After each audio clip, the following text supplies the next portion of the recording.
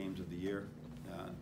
We shot the ball well, we moved the ball well, we took care of the basketball, we rebounded just enough, and we got a W. So it was good to get the W, and it's a rare week where we could get another day off. So had a shorter practice yesterday. Going to go really hard today, and this is a big game. Wisconsin right now is playing as good as anybody in the country.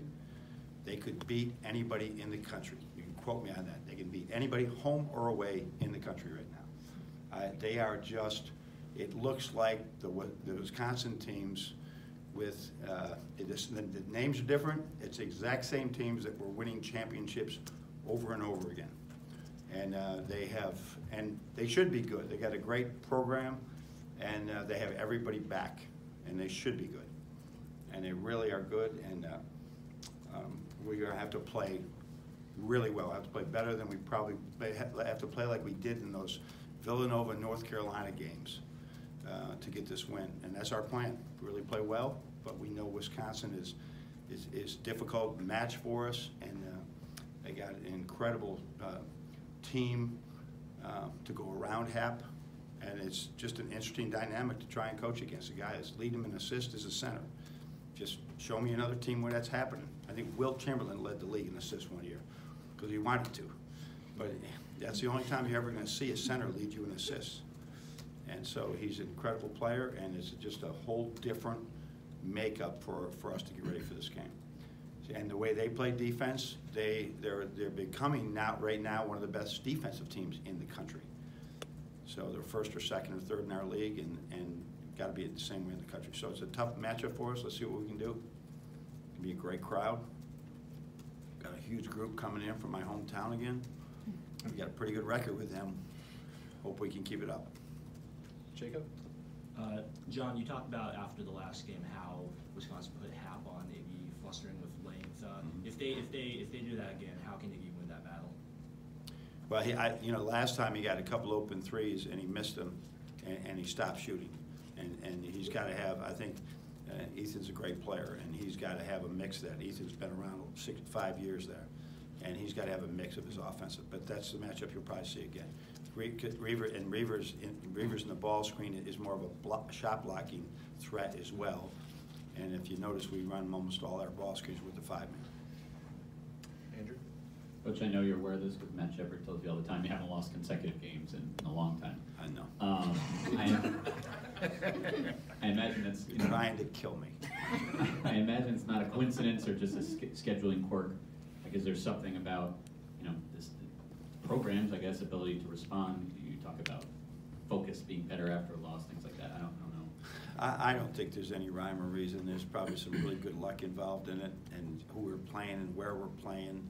I don't think there's any magic in it at all.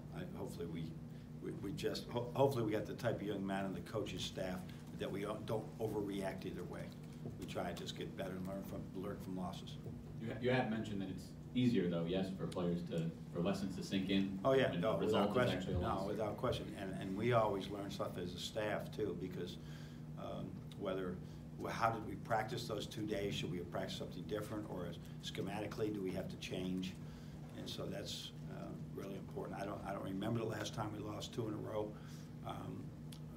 but I don't think about that too much. I do address the team about bouncing back. So, but we don't have to worry about it because we won, right? We won at Rutgers, so now we just need to get to getting home wins. I think is much more important at this time of the year because the road games are going to be really difficult. All right. It seemed like Brandon played well against Indiana here over a month ago. How do you get him at that level consistently going forward? It's just that Brandon is just making all these baby steps every single day. But this is a big man's league, and he's 19 years old, and a lot of the big men that he's playing against are older, more experienced, stronger than he is, and he's just sort of learning how to exist at this level and still getting better. So he's every day we're seeing great strides, but he's still not the best option for us, to be the guy that goes in and says that we don't have an option right now, and we'll just sort of flying by the seat of our pants based on what happens in 2 days of practice. So he's a great kid. He's trying really hard, and we're working with him. And hopefully it'll continue to progress, and then one day it will all start to really come together. Because it is improving. So the backup five is still matchup based? Is that what? Absolutely. Yep. Zach? What did Iggy learn when he was held scoreless at Wisconsin? I mean, it seems like he's bounced back. I think he's averaging 18 a game since then. Yeah, I mean, you're just going to have those days. I think that he misses. Like I said, you can't stop shooting when you're open, and then you're playing against Wisconsin. You're not going to get many easy shots, so you can't give in, right, and try to do too much at the same time. When you do have an open shot, you can't pass it up. James? Jen, I remember after the Wisconsin loss, you said you kind of forgot how to feel following a loss. Yeah. I mean, how do you feel like the team felt, even though it was their first loss in quite some time?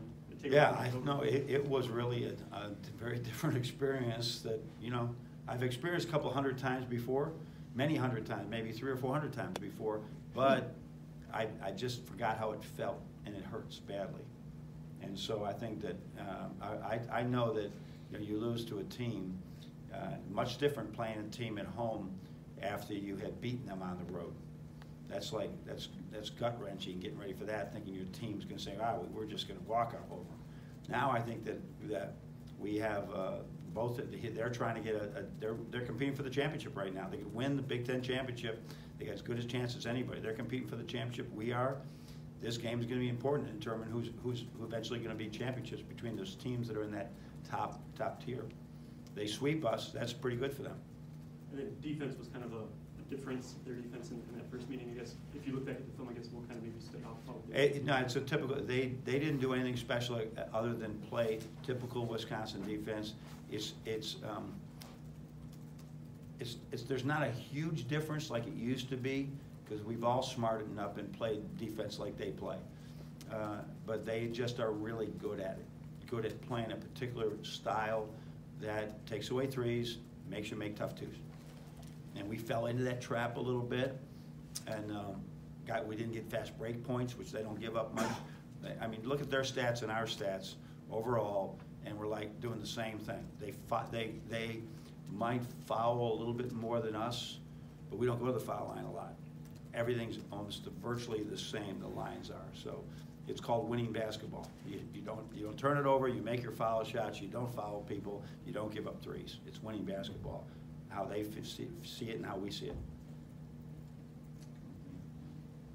Along those lines, I mean, I imagine you kind of coached like that before you got here, but going against Wisconsin a couple times each year with Beilein. Yeah. I mean, did any of that rub off on you? See, oh yeah, this can be really successful. I think as analytics has gone through this, that everybody's picked up on what Beilein was doing for a very long time. And no, I wasn't coaching like that when I first got here, right? But I wasn't, like I said, wasn't running a lot of ball screens at that time either. The coaches evolve, and Bo evolved, and in what he was doing as well. And I think right now Greg is running some very different action that Bo would run too. So everybody keeps changing. I know you'd rather face a team coming off of a win than a loss. I mean, do you feel differently when you have a team like Wisconsin that's kind of red hot when the hottest team in the country? Yeah, Wisconsin is just such a good program. I think that you can't look at it any other way. Are they winning? Are they losing? Because I think in 14, did we not beat them there? Stauskas hit a big shot, Yes, and then they came back and got us here.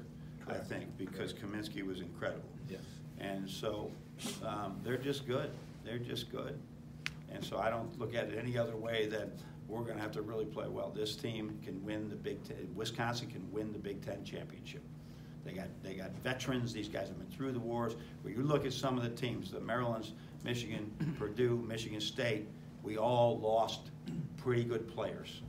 They lost anybody, and they lost very few, and they got everybody back, and they're healthy. And it's just a big difference, really. Now it's look at team talent. They're as talented as anybody in the league. Why not? Why can't they win? Good, over here with Craig. Coach, I wonder if you ever adjust for officials. I know when Steve Wellmer was in the league, he tended not to. The great Steve Wellmer. I loved him, and he tended to let games go a little bit, didn't call the small stuff. And I wonder if when you look at officials on the floor say, okay, we've got to be more careful, or does that ever happen, or? No, I mean, I think generally all the officials are calling it pretty much the same way. There's going to be a small degree of change from one official to another, but it's a small degree now. And with Wisconsin, you know, they'll try to get to the foul line, and we can't let them get there with stupid fouls, with hands-on type of fouls. And so, no, I mean, we adjust to the trends of the game. And I talked with Rick Boyages, who was our supervisor. I think J.D. Cowan's actually going to be at the game. He's the national director. Here's the deal with the officials. They want to go to the NCAA tournament. I mean, that's their thing. They're going to call the game exactly like the NCAA wants them to call it. And that's it. We have to understand that they want to go. They have a personal interest in making money and working in the NCAA tournament. And if they don't call this stuff, they're not going. So we have to understand that this is so much better than it was maybe when Steve was officiating. Okay, what does he call? What does he do? They're all trying to call it the same way, and we have to adjust to it. Now, as an aside, 30 years ago, it was more like pro wrestling. So, Yeah, absolutely. Yeah, no, you watched the Big East games back then, and it was 46-42, and it was wrestling. And they've cleaned that up so much, and it's been right up our, you know, I never had any issues as they started calling these touch fouls.